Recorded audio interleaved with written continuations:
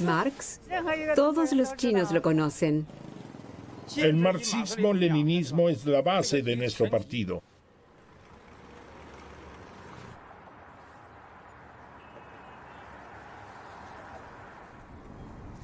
En la escuela colgaban grandes carteles de Marx. Así fue como descubrí el marxismo. Por el momento me interesa mucho más mi calidad de vida. Con eso tengo bastante. Honestamente creo que el marxismo está cayendo poco a poco en el olvido.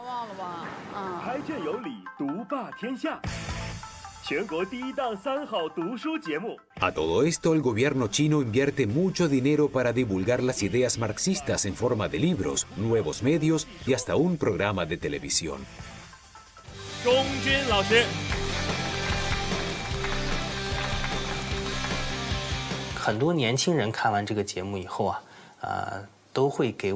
Muchos jóvenes nos han escrito después de la transmisión. Muchos escribieron que han descubierto a un Karl Marx completamente diferente. Marx no es solo el póster de la pared, sino parte de la vida real. Karl Marx sigue teniendo influencia y mucha.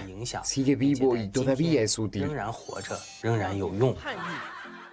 Como resultado del 19º Congreso Nacional, se espera que China se convierta en un país socialista moderno a mediados de este siglo.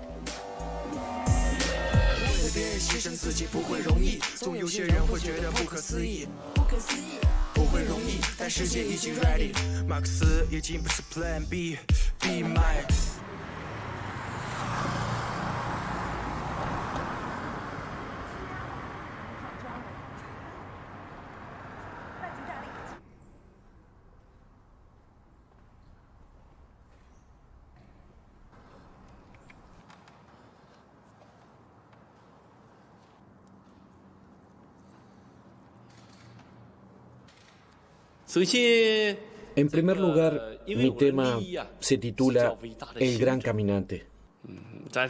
Es el núcleo de sus pensamientos, de sus conceptos filosóficos y de su vida. Todas las grandes personalidades presentan dos características importantes. En primer lugar, han hecho una contribución a la sociedad humana. Y en segundo lugar, su espíritu está marcado por una firme convicción, fuerza de voluntad y un esfuerzo rotundo. Y eso se expresa en su figura. Por eso la escultura de Marx no solo tiene la frente amplia y ojos profundos, sino también un paso resuelto. Siempre mira hacia adelante.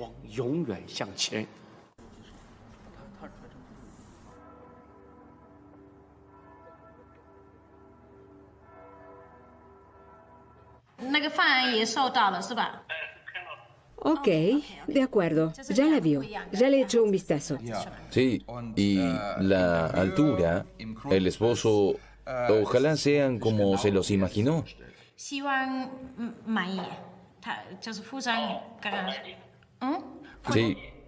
está conforme. Sí, teníamos dos variantes. Una con las esquinas redondeadas y las gradas levemente desplazadas. O la otra variante de ángulos rectos, la que prefieran.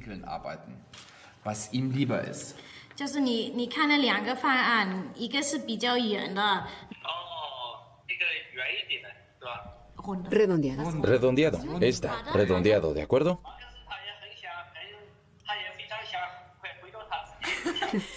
Karl Marx se alegra de volver a casa. A principios de 1843, la censura prusiana prohíbe por completo la Gaceta Renana. Karl Marx va a París tras un ofrecimiento. Ese año se casa con su novia de la infancia, Jenny von Westphalen. A mediados del siglo XIX, París era un imán para los espíritus libres. Aquí se discuten ideas y temas comunistas, como la abolición de la propiedad privada. En París, Marx conoce mejor al filósofo y revolucionario Friedrich Engels. Sus reseñas sobre la miseria de la clase obrera de Inglaterra lo impresionan profundamente. Se aleja del periodismo y en su lugar se dedica a la economía política. Por primera vez en este período escribe sobre la lucha de clases y la autoliberación del proletariado.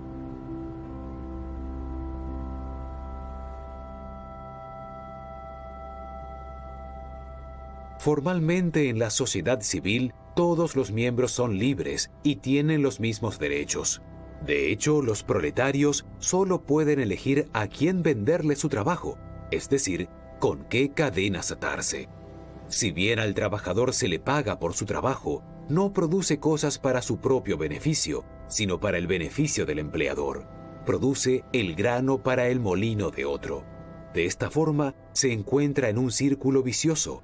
Su capacidad de trabajo hace que la propiedad privada de los capitalistas aumente constantemente, lo que desemboca en una explotación aún mayor. Toda la sociedad se divide cada vez más en dos grandes grupos hostiles, la burguesía y el proletariado.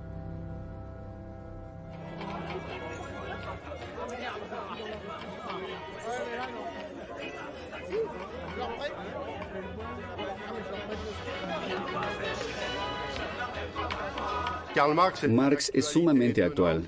Nunca ha habido tantos pobres, tanta gente amenazada por la pobreza, personas sin techo ni refugiados, y las grandes fortunas explotan. Yo reinterpreto la clase obrera. Creo que los empleados de hoy también son parte de ella. Casi siempre que los puestos de trabajo se ven amenazados, aparece Marx. Por ejemplo, cuando los trabajadores de Alstom se oponen a los planes de despido de la casa matriz, General Electric. A su lado, el Partido Comunista de Francia. Estoy aquí para asegurarles el apoyo total y completo del Partido Comunista.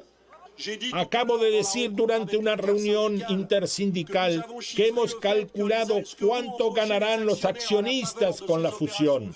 Por eso, su lucha es una lucha justa. Los apoyamos aquí y en todo el país.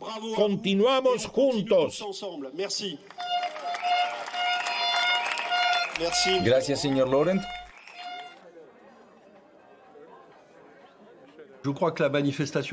Creo que la demostración de los empleados de Alstom que presenciamos es muy típica del capitalismo actual.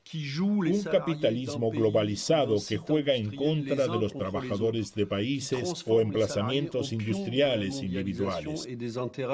Los convierte en el juguete de la globalización y los intereses de grupos cada vez más poderosos. Creo que esta lucha es emblemática. Para ser fuerte contra el capitalismo, el proletariado de hoy debe estar mucho más unido a nivel internacional. Comprobamos que la cuestión ecológica y los grandes problemas sociales y éticos del mundo nos llevan a una sociedad diferente. Esto es lo genial de Marx. Comprendió que las contradicciones de este sistema evolucionarán de tal manera que habría que pensar en una forma de superarlo.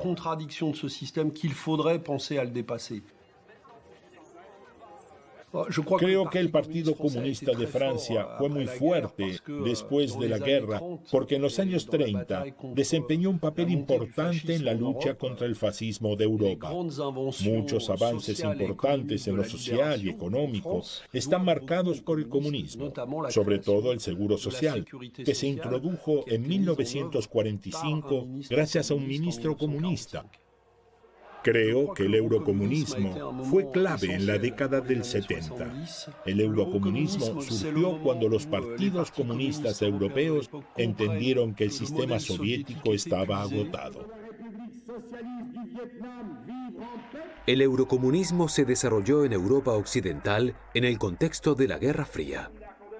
El nuevo socialismo había de ser independiente de la doctrina soviética y estar legitimado democráticamente.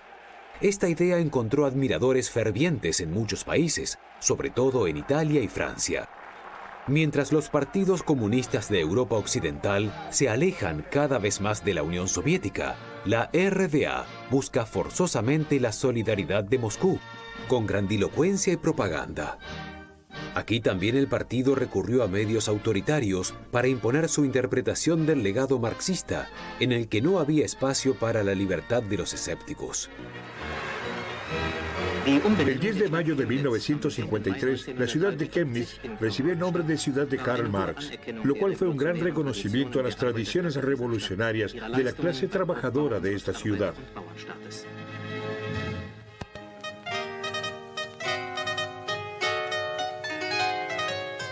En varias ocasiones, el profesor Ned Kerbel le ha dado forma al hijo más grande de nuestro pueblo, pero una y otra vez se esfuerza por satisfacer el legado de Lenin e inmortalizar la figura del creador de la teoría comunista revolucionaria mediante el arte de la propaganda monumental.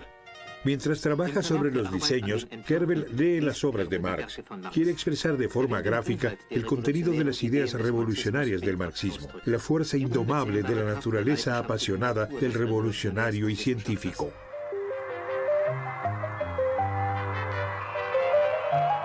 El monumento a Karl Marx, creado por el profesor Kerbel, dará testimonio en el futuro del carácter común de la lucha de la clase obrera y los trabajadores de la República Democrática Alemana y la Unión Soviética, que harán triunfar la consigna marxista que cambiará el mundo.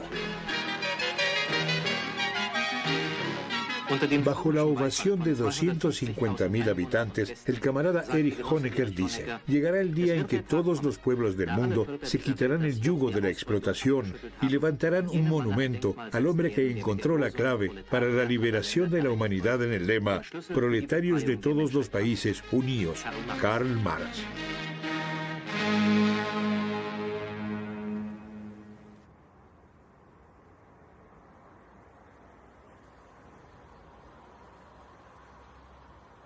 Sí, claro, lo conozco de la clase de historia y porque escribió mucho sobre el socialismo, pero no sé por qué Chemnitz ahora se llama ciudad de Karl Marx. No, no era mala persona. Honestamente no sé bien qué hizo. Algo relacionado con el comunismo, pero... Personalmente sí, porque opino como él que las empresas deben ser de las personas que trabajan allí y no solo del jefe que está por encima. Por supuesto que Marx se conseguía en todas partes. Había unos volúmenes azules que me regalaron cuando cumplí 18 años, pero si uno interpretaba a Marx de manera que se entendiera una crítica a la ideología dominante o a la política imperante, podía meterse en problemas. En lo personal, comencé a leer a Marx cuando tenía 18 años. En realidad, llegué a Marx porque me aboqué mucho a Goethe y Hegel y de la filosofía clásica. Pasé a Marx a modo de continuación, de ampliación, porque Marx es en cierta forma hijo de la filosofía alemana clásica.